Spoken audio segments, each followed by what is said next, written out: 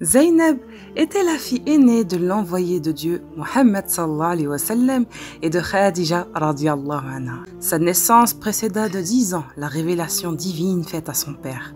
Quant à sa mère, elle entrait dans sa 45e année. Elle épousa son cousin, Abul As ibn Rabi', qui faisait partie des hommes riches et honorables de la Mecque. Restez jusqu'au bout car cette histoire est vraiment extraordinaire. Elle m'a beaucoup plu et j'aimerais vous la partager.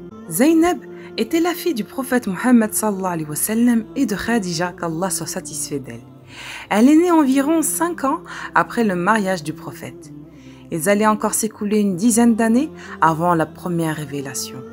Elle fut mariée à son cousin, Abul As ibn Rabi', duquel elle eut 2 enfants, une fille et un garçon.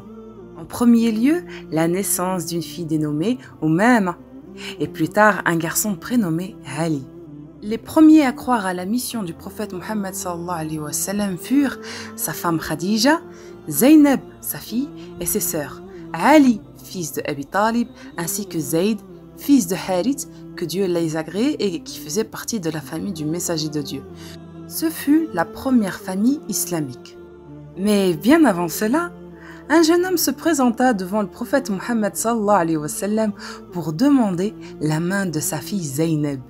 Le prophète Mohammed sallallahu alayhi wa sallam ne donna pas de réponse et rentra voir sa fille pour lui annoncer la demande que son cousin maternel, Abul As ibn Rabi', qui est venu lui demander sa main. Zaynab avait le visage rouge et un grand sourire se dessina sur son visage. C'était suffisant comme expression, ce n'était même pas nécessaire de parler. Zaynab épousa Abul As et ainsi commence l'une des histoires les plus émouvantes d'amour et de fidélité. Allah leur donna donc 2 adorables enfants, Ali et Umama.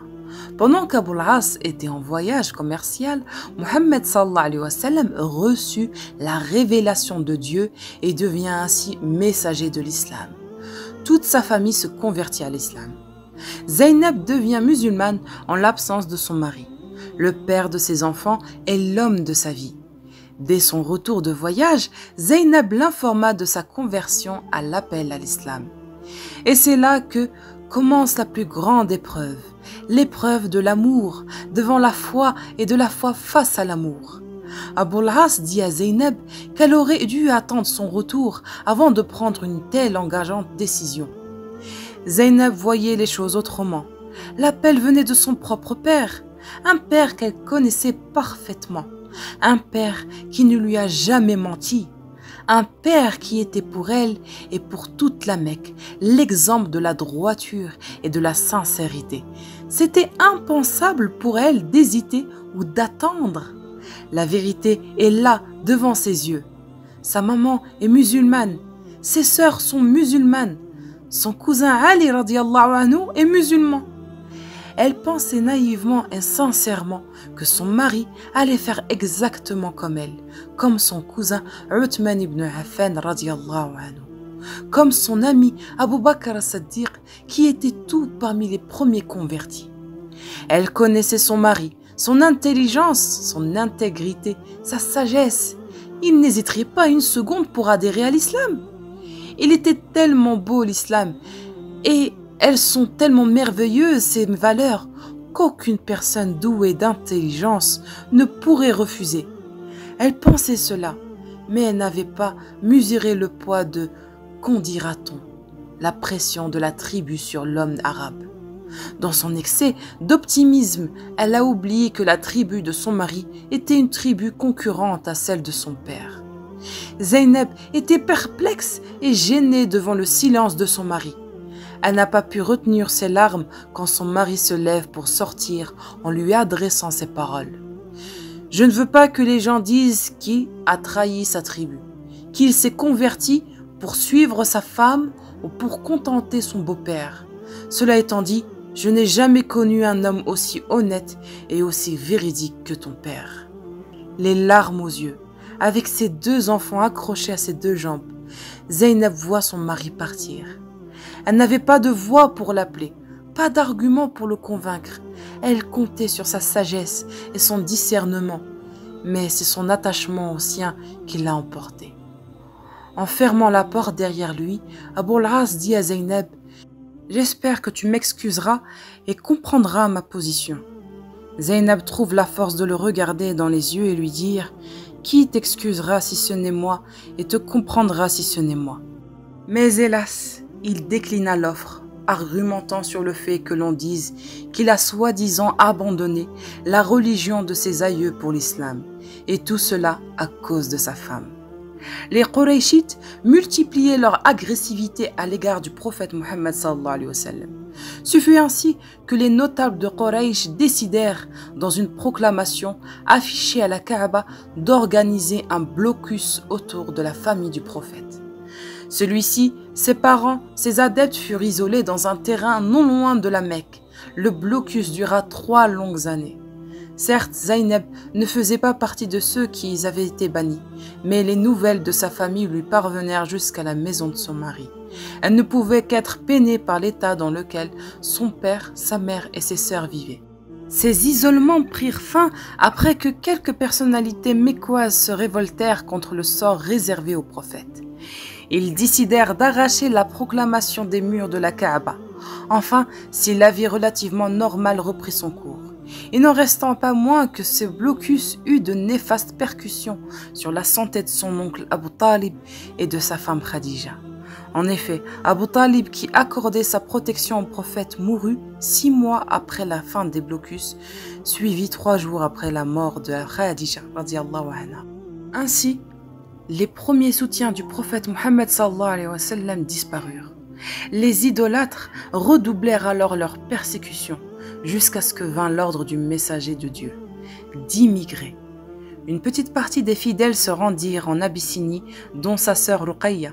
Le reste des fidèles finirent par quitter la Mecque pour se rendre à Médine, suivis plus tard par le prophète Mohammed sallallahu alayhi wa sallam et son fidèle compagnon Abu Bakr as-Siddiq radiyallahu anhu. Zaynab demeura ainsi seule à la Mecque en compagnie de ses enfants. Lors de la bataille de Badr, les musulmans étaient approximativement 300, alors que les Qurayshites furent 1 millier.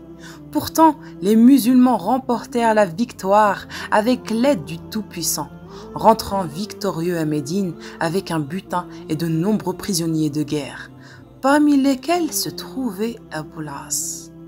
Les musulmans avaient exigé une rançon contre la liberté des captifs. À la Mecque, les Qurayshites se rendirent chez les parents des détenus afin de réunir la rançon réclamée.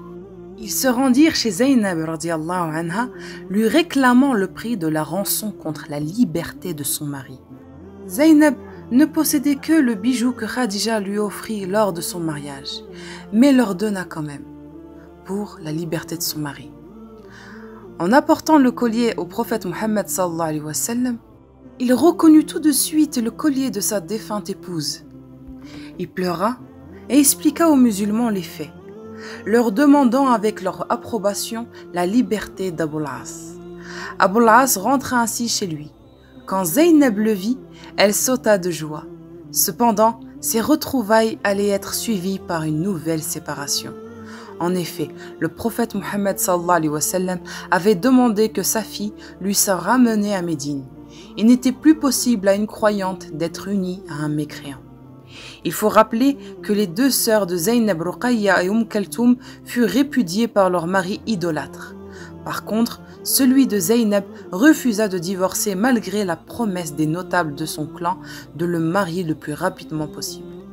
Malgré l'amour qu'elle portait à son mari, Zaynab était une fille obéissante.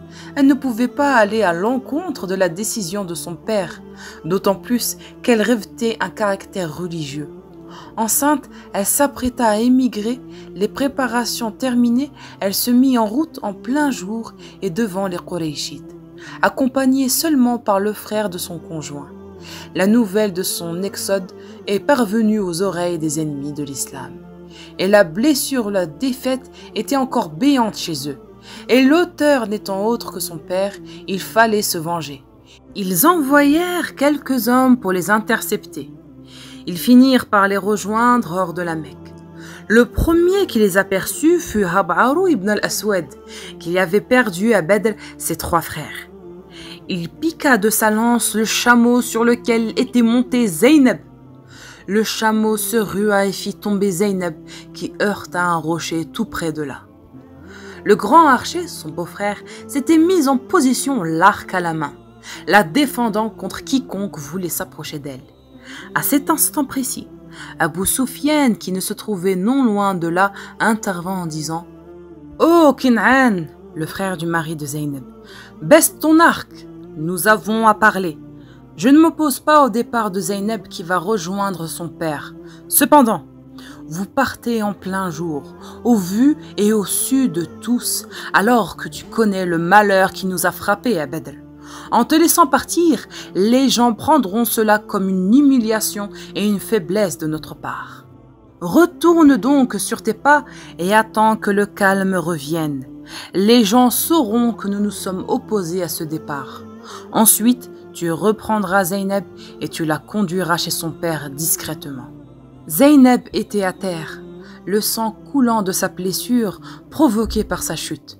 Kin'an fit demi-tour avec sa belle-sœur à la Mecque où malheureusement elle perdit son fœtus. Son mari resta avec elle jusqu'au moment où ses blessures se cicatrisèrent. Une fois ses forces revenues, elle quitta la Mecque avec son beau-frère. Cette fois, les poursuivants de la veille fermèrent leurs yeux. Médine accueillit la fille du prophète avec enthousiasme. Le prophète montra sa joie d'un côté, mais il était courroucé par le traitement que les idolâtres avaient fait subir à sa fille. Zeynep vécut au cours des 6 premières années à Médine, dans la sérénité, si ce n'est l'espoir d'apprendre un jour que son mari venait d'embrasser l'islam. C'est que depuis son arrivée auprès de son père, des centaines et des centaines de gens avaient rejoint la religion de Dieu. Elle voyait que la victoire que le Très-Haut avait promis à son messager était certaine. Un matin, à l'heure de la prière du Fajr, elle entendit sa porte s'ouvrir lentement et avec précaution. Soudain, elle vit son mari, debout au seuil de la maison. Elle fut transportée de joie et cria « Aboul As, Aboul As !» Ces retrouvailles n'étaient pas tous empreintes de joie. L'époux de Zeynep n'était pas venu à Médine en tant que musulman, mais comme fugitif. Il demeurait encore associateur comme il était avant. Il lui donna alors les explications suivantes. « Oh Zeynep, je ne suis pas à Yatrib en tant que musulman. Je revenais de Syrie avec une caravane transportant certaines marchandises à moi et à d'autres à un groupe de Qurayshites. Au cours du chemin, une expédition militaire conduite par Zayd ibn Harith et comprenant 170 hommes nous intercepta. J'ai réussi à leur échapper. Je me suis caché jusqu'à la tombée de la nuit. À présent, je suis là, en cachette, et je me place sous ta protection. » Zeynep était angoissée.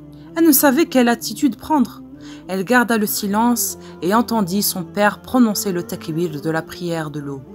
À la fin de l'office, elle sortit au seuil de la porte et voyant les croyants sortir en groupe de la mosquée, elle cria « Oh vous les gens, sachez que j'ai sous ma protection Aboul As ibn Rabi'. » L'envoyé de Dieu dit à son entourage « Avez-vous entendu ce que j'ai entendu ?» Ayant reçu une réponse positive, il ajouta « Par celui qui détient l'âme de Mohammed dans ses mains, je n'étais pas au courant de cette nouvelle jusqu'au moment où je l'ai entendue comme vous. » Il poursuivit après un court silence. « Je place sous ma protection ce que ma fille a placé sous sa protection. » Le prophète Mohammed sallallahu alayhi wa sallam rentra chez sa fille. Dès que Zeynep le vit, elle s'écria, attendant de lui son approbation et son soutien. « Ô envoyé de Dieu, si Aboul As est proche, c'est qu'il est le fils d'un oncle, et s'il ne l'est pas, il reste le père d'un enfant. Je déclare qu'il est sous ma protection. » Son généreux père manifesta de la tendresse à sa fille. Cependant, il lui apprit qu'étant musulmane, et lui associateur, elle n'était plus licite pour lui. Zeynep comprit que l'union conjugale était à présent interdite par la religion de Dieu, puisque celle-ci n'autorisait pas le mariage d'une croyante avec un idolâtre. Aussi, lui dit-elle d'un ton triste, « C'est le moment de notre séparation. » Aboul As se cacha le visage afin que son épouse ne voie pas ses larmes qui coulaient sur ses joues. Après quoi, il leva la tête et lui dit d'un ton calme et pondéré, « Hier, Il m'a été proposé d'embrasser l'islam et de prendre avec moi les biens que je transportais. Mais ces biens appartiennent aux associateurs. Aussi ai-je refusé d'obtempérer, ce qui est malheureux que ma vie de musulman commence en trahissant la confiance de ceux qui m'ont remis leur dépôt. Zeynep le regarda bien en face, cherchant à déchiffrer la pensée de son mari. Elle n'en croyait pas ses oreilles. Était-il vraiment disposé à embrasser l'islam ? Ce serait vraiment une nouvelle des plus importantes car ce serait leur retour à une vie conjugale commune. Au matin, l'envoyé de Dieu envoya chercher Aboul As et se trouvait à la mosquée entouré de quelques-uns de ses compagnons, parmi lesquels ceux qui avaient participé à l'expédition et s'étaient emparés des marchandises de la caravane. Il leur dit « Comme vous le savez, cet homme est l'un de nous. Vous vous êtes saisis de sa marchandise, si vous voulez lui rendre son bien, faites-le. Mais si vous ne le voulez pas, gardez-le, car, faisant partie d'un butin de guerre, il est de votre droit de le garder. » Tous, d'une même voix, répondirent « Ô envoyé de Dieu, nous lui rendons les biens que nous lui avons pris. » Aussitôt dit, aussitôt fait. Tous les biens, sans exception, furent restitués. Au moment de se dire adieu, Aboul As promit à l'envoyé de Dieu qu'il embrasserait l'islam dès qu'il aurait remis les biens à leur ayant droit. Aboul As arriva à la Mecque. Les Mécois étaient ravis de son retour avec des gains appréciables conséquents à de fructueuses tractions commerciales. Il s'assura que tous avaient récupéré leurs biens. Puis, balayant du regard l'assistance, il dit avec calme et modération, mais d'une voix distincte pour qu'il puisse être entendu: « Je témoigne qu'il n'y a point de divinité en dehors de Dieu, et je témoigne que Mohammed est le serviteur et l'envoyé de Dieu. » Il continua: « Si je n'ai pas donné mon adhésion à l'islam, alors que je me trouvais à Médine, c'est pour que vous ne disiez pas que je voulais m'accaparer de vos biens.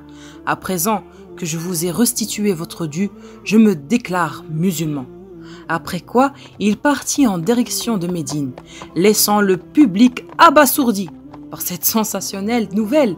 Quant à lui, il resplendissait de joie, car il allait retrouver sa femme bien-aimée et vivre auprès d'elle le restant de leurs jours.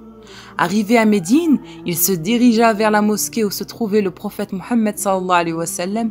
Sur son passage, les musulmans le saluaient et le félicitaient d'avoir embrassé l'islam. Mais lui, il était préoccupé par une seule idée.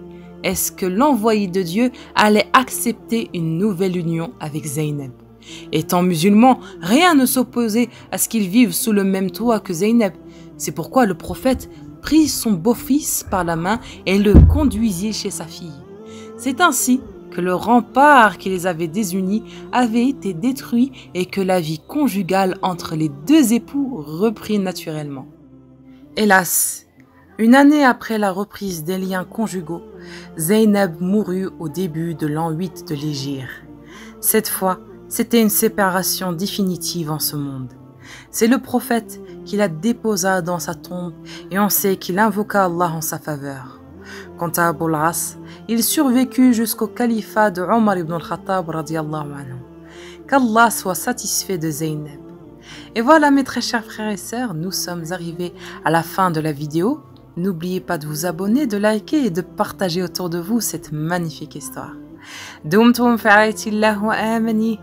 Wassalamu alaikum wa rahmatullahi wa barakatuh.